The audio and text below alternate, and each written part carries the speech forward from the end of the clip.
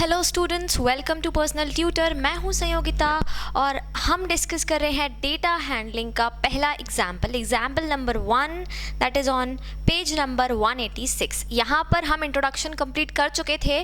अब हम एक नया टर्म यहाँ पर समझने वाले हैं डेटा हैंडलिंग का, दैट इज़ टैली मार्क्स। तो टैली मार्क्स को समझने के लिए पहले हम क्वेश्चन पढ़ते हैं कि क्वेश्चन में हमसे क्या पूछा गया है। Example number 1, 186. A teacher wants to know the choice of food of each student as part of the midday meal program. एक टीचर है जो कि जानना चाहते हैं choice of food. Midday meal programme है जिसमें बच्चों को लंच पे खाना दिया जाएगा स्कूल से, तो वो जानना चाहती है कि क्या चॉइस है बच्चों का खाने के लिए। The teacher assigns the task of collecting this information to Maria. Teacher ने ये इन्फॉर्मेशन कलेक्ट करने का जो टास्क है वो मारिया को दे दिया है। Maria does so using a paper and a pencil. अब मारिया एक पेपर पेंसिल से ये जो कलेक्शन है इस पूरी इन्फॉर्मेशन का ये कर रही है।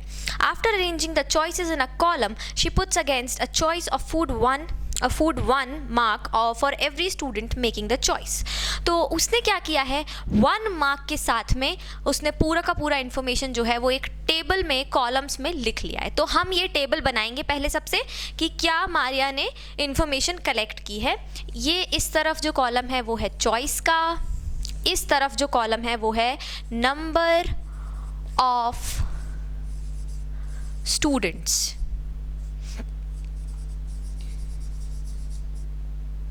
अब यहाँ पर मारिया ने लिखा है राइस ओनली, मतलब ऐसे स्टूडेंट्स जो सिर्फ राइस प्रेफर करेंगे वो हैं, इस तरह से नंबर्स बनाए हुए हैं।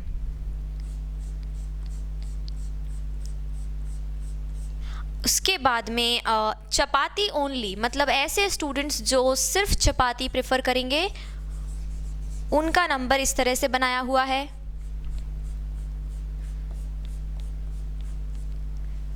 एंड बोथ राइस एंड चपाती, और ऐसे स्टूडेंट्स जो दोनों ही चीज़ें प्रेफर करेंगे, राइस भी खाएंगे और चपाती भी खाएंगे, ऐसे स्टूडेंट्स का भी यहाँ पर इस तरह से ये बनाया हुआ है।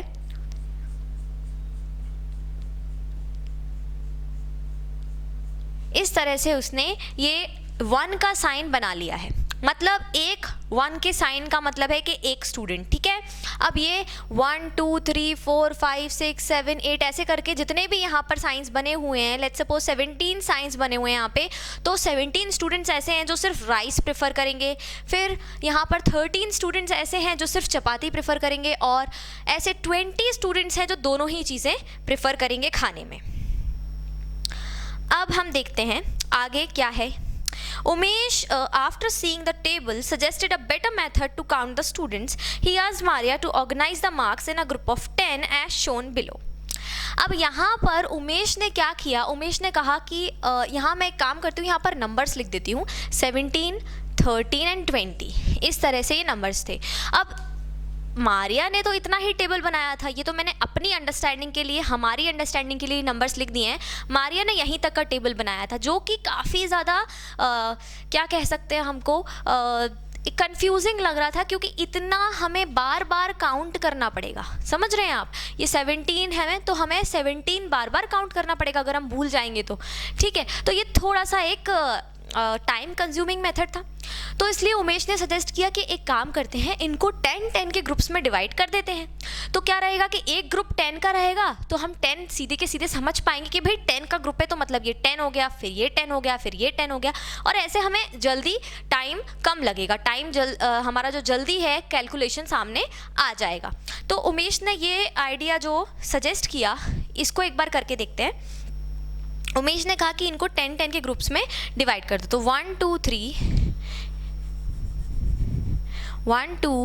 4 5 6 7 8 9 10, ये एक 10 का ग्रुप हो गया। फिर 1 2 3 4 5 6 7, और यहाँ पर ये 7 का ग्रुप हो गया। तो इस तरह से उमेश ने कहा कि थोड़ा सा बीच में हम गैप देंगे और इन्हें ग्रुपिंग कर देंगे यहाँ पर।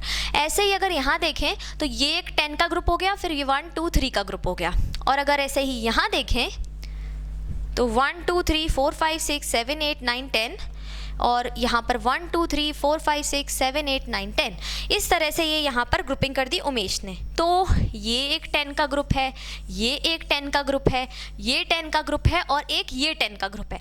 तो इससे थोड़ा इजी हुआ लेकिन बहुत ज़्यादा इजी भी नहीं हुआ, क्योंकि 10 के बाद में जो भी नंबर्स थे उनको हमें फिर भी काउंट करना था।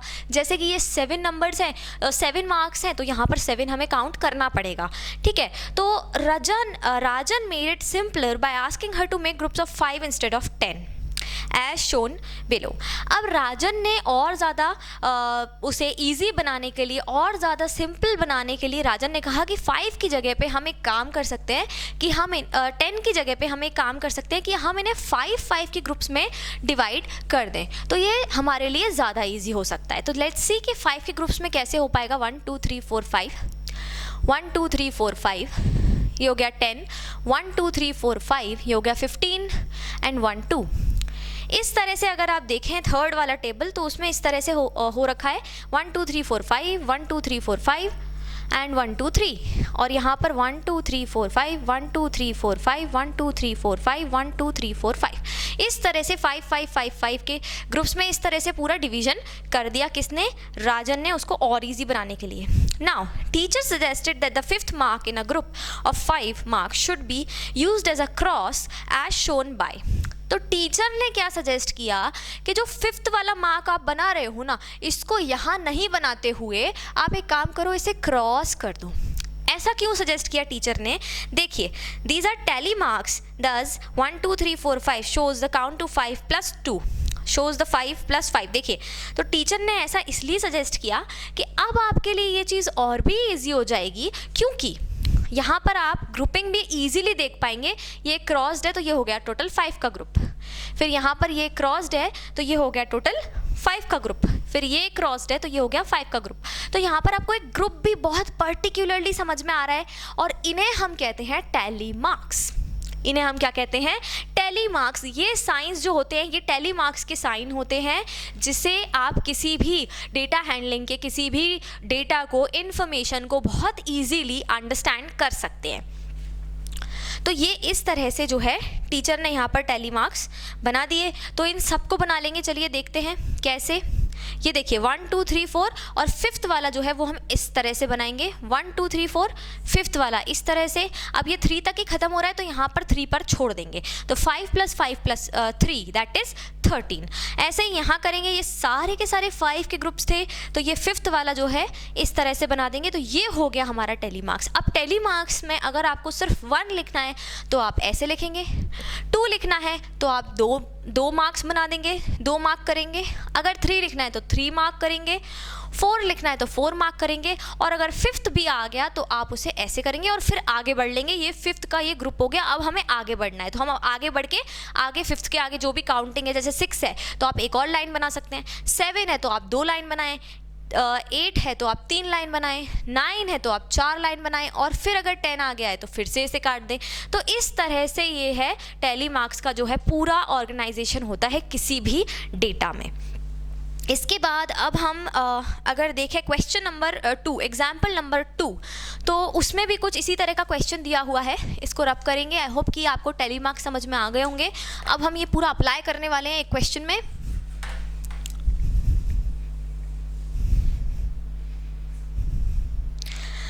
अब यहाँ पर Ekta is asked to collect data for size of shoes of the students in her class 6। Her finding are recorded in the manner shown below. यहाँ पर एक टेबल दिया हुआ है जिसमें हमें इंफॉर्मेशन दी हुई है। क्या है information?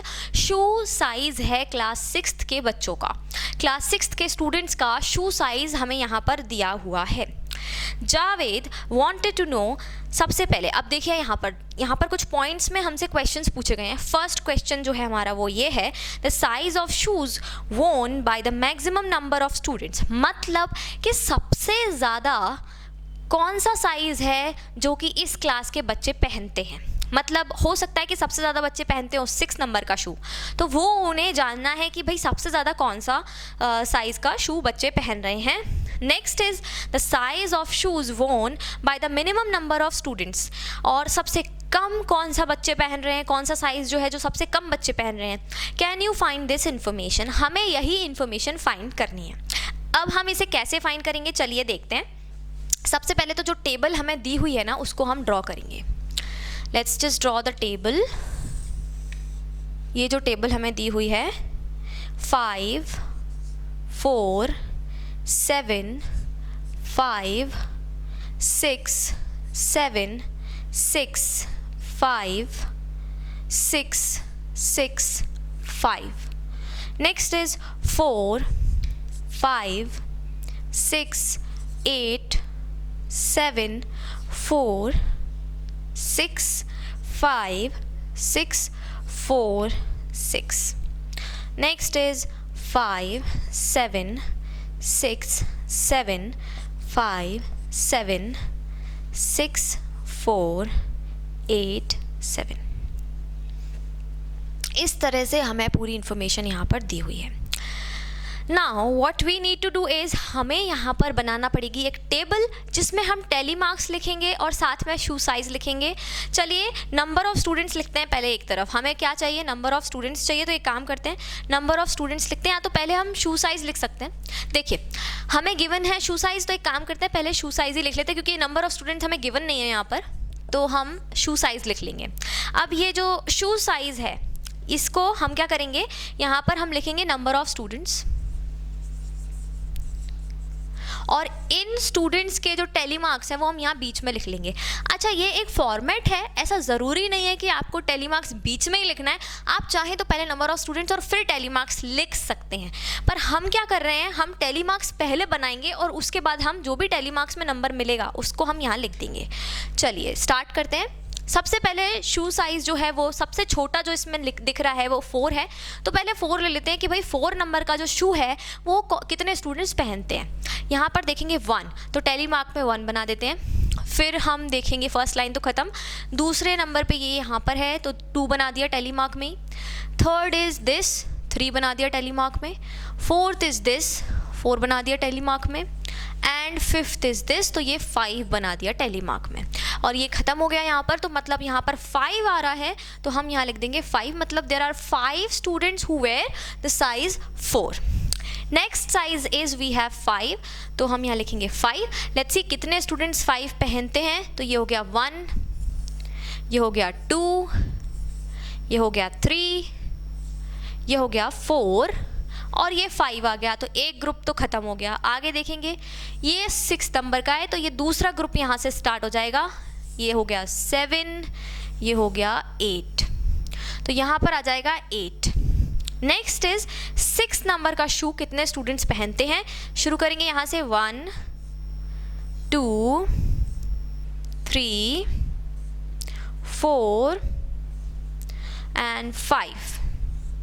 Next is 6 7 8 9 and 10। So there are 10 students जो कि 6 नंबर का शू पहनते हैं। अब हम आएंगे 7th पे, 7th लिख लेते हैं यहाँ पर 1 2 3 4 5 6 7, मतलब there are 7 students who wear the size 7. Now last one is 8. Let's see कितने students 8 नंबर का साइज पहन रहे हैं, 1 and 2. This is it. मतलब सिर्फ 2 ही स्टूडेंट्स हैं जो कि 8 नंबर का साइज पहन रहे हैं। तो यहाँ से हम इजीली बता सकते हैं कि भाई कौन सा जो शू है वो सबसे ज़्यादा स्टूडेंट्स पहन रहे हैं। The size of the shoes worn by the maximum number of students. तो देखते हैं सबसे ज़्यादा कौन सा, 10 है सबसे ज़्यादा नंबर ऑफ़ स्टूडेंट्स में, और 10 साइज़ जो है 10 स्टूडेंट्स जो हैं वो कौन सा साइज़ पहन रहे हैं, 6 नंबर का साइज़ पहन रहे हैं। तो पहला जो हमारा फर्स्ट वाले का जो आंसर है वो है 6, एंड मिनिमम नंबर जो है वो यहाँ पर 2 ही स्टूडेंट्स हैं, 2 ही स्टूडेंट्स हैं जो कि 8 नंबर पहन रहे हैं। तो सेकंड वाले का हमारा आंसर हो जाएगा 8। तो इस तरह से हम इतने ज़्यादा कॉम्प्लिकेटेड डेटा को टेली मार्क्स में बहुत ईजिली अंडरस्टैंड कर सकते हैं। यही फ़ायदा है, बेनिफिट है टेली मार्क्स का और डेटा हैंडलिंग का। ये हमारी शुरुआत थी, 2 एग्जाम्पल्स हमने सॉल्व किया। आई होप कि आपको ये टेली मार्क्स का पूरा कॉन्सेप्ट समझ में आया होगा। ये बहुत ही नया कॉन्सेप्ट था 6th क्लास के लिए। तो मिलते हैं नेक्स्ट वीडियो में कुछ और इंटरेस्टिंग क्वेश्चंस के साथ। अगर कोई डाउट्स हैं तो आप उन्हें ज़रूर कमेंट्स में पोस्ट कीजिए। तब तक के लिए thank you and good bye.